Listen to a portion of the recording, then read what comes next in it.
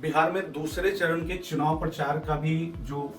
विधि थी, व्यवस्था थी, उसको फिलहाल विराम लगा दिया गया है। जहां 11 नवंबर को दूसरे चरण का चुनाव होने वाला है, यानी पूरी प्रचार की जितनी भी संभावनाएं थी चुनाव प्रचार की, उसको आधिकारिक रूप से मतलब लगाम लगा दिया गया, अब रुक गई है। अब देखिए, चुनाव प्रचार से एक बात निकल करके ये आ रही है ना कि जितनी भी पार्टियां हैं वो जब चुनाव प्रचार अभियान में लगी हुई थी तो चुनाव आयोग और विमानन एजेंसियों के तरफ से मतलब ये बात निकल करके आ रही है कि औसतन प्रतिदिन 2.5 करोड़ रुपए प्रतिदिन हेलीकॉप्टर पे खर्च किए जा रहे थे सभी पार्टियों के द्वारा। अब आप ये समझ लीजिए कि अगर किसी भी पार्टी का एक हेलीकॉप्टर एक दिन निकलता है, चाहे वो पटना से किसी भी दूसरे जगह के लिए, तो ये देखा गया कि एक एक नेता जो है या फिर एक दल के द्वारा करीब 20-20 नेता जो है वो पार्टी के द्वारा प्रचार में लगे हुए हैं और हर नेता एक एक हेलीकॉप्टर लेकर के निकल रहे थे।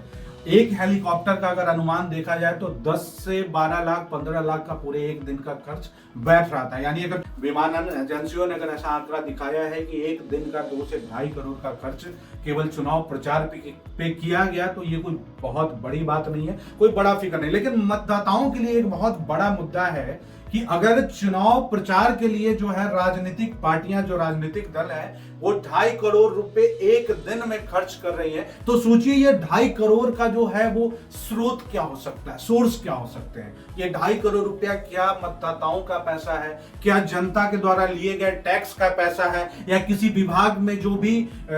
पहले से निर्धारित विकास का कार्य था उसको अवरोध करके उस पैसे को किसी और ओर मोड़ा गया, पार्टी फंड में गई वो पैसा, या विधायक फंड में गया, या व्यक्तिगत तरीके से उसका इस्तेमाल किया गया। ये एक बहुत बड़ा सवाल है कि अगर चुनाव प्रचार के लिए राजनीतिक दल के द्वारा इतना पैसा खर्च किया जा रहा है तो ये पैसा है किसका, ये पैसा आता है किसका है। साथियों, अब बिहार में दूसरे चरण का भी चुनाव प्रचार थम गया है। 11 नवंबर को दूसरे चरण का चुनाव हो जाएगा, उसके बाद 14 नवंबर को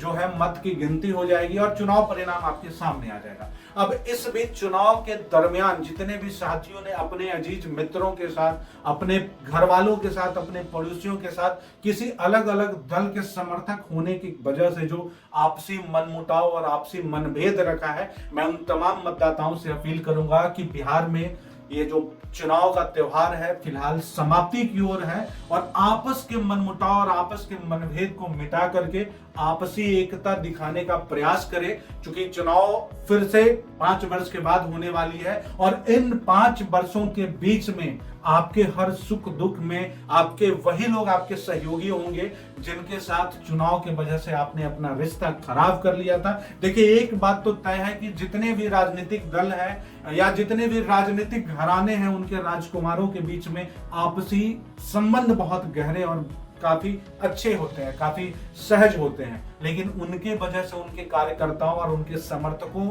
ने जो ये बीड़ा उठाया है कि अलग अलग दल के लोगों के साथ हम रिश्ता नहीं रखेंगे, वैमनस्यता रखेंगे, तो ये बिल्कुल गलत सोच है। क्योंकि आपके विधायक चाहे जो भी बने, आपके विभाग के मंत्री जो बने, मुख्यमंत्री जो बने, उप मुख्यमंत्री जो बने, वो आपके हर दुख सुख में शामिल होने नहीं आएंगे। आपके हर आवश्यकता में, हर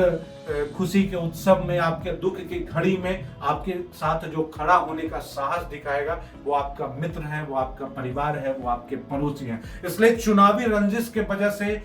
आपसी संबंध को खराब नहीं करें। उन तमाम लोगों से, बिहार वासियों से, सभी जनप्रिय मतदाताओं से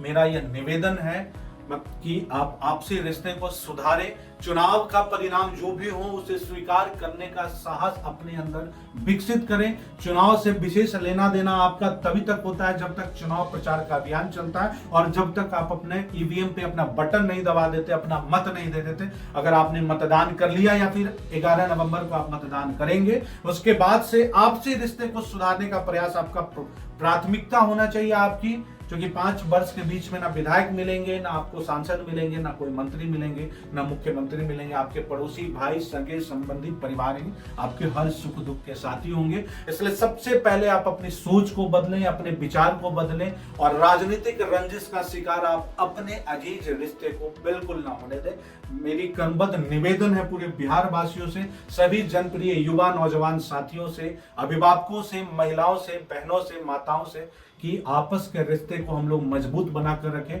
क्योंकि हम जिस पटल पे हम अपना जीवन जीते हैं वहां पे हमारे आपसी सगे संबंधी, हमारे पड़ोसी ही हमारी सबसे बड़ी ताकत होते हैं और वही हमारे सुख दुख के साथी होते हैं। चुनाव तो आएगा, सरकारें आएंगी जाएंगी, नई सरकार बन सकती है, पुरानी सरकार फिर से दोहराई जा सकती है, विधायक जी हार सकते हैं, विधायक जी जीत सकते हैं, फिर से चुनाव आएगा, कोई नया विधायक आएंगे, कोई नए सांसद आएंगे, हो सकता है मुख्यमंत्री बदल जाए, हो सकता है प्रधानमंत्री बदल जाए, लेकिन जो नहीं बदलेगा वो है एक इंसान को एक इंसानियत के साथ जीने की कला और एक इंसान को दूसरे से मतलब समानांतर इंसान की जो आवश्यकता है ये नहीं बदलेगी। इसलिए अपने लोगों के साथ सहज संबंध बना करके रखें, सुगम संबंध बना करके रखें, यही आपकी मजबूती होगी और आपको विपत्ति के समय में, विपत्ति की परिस्थिति में आपकी सबसे बड़ी ताकत बनेगी। जय हिंद, जय बिहार।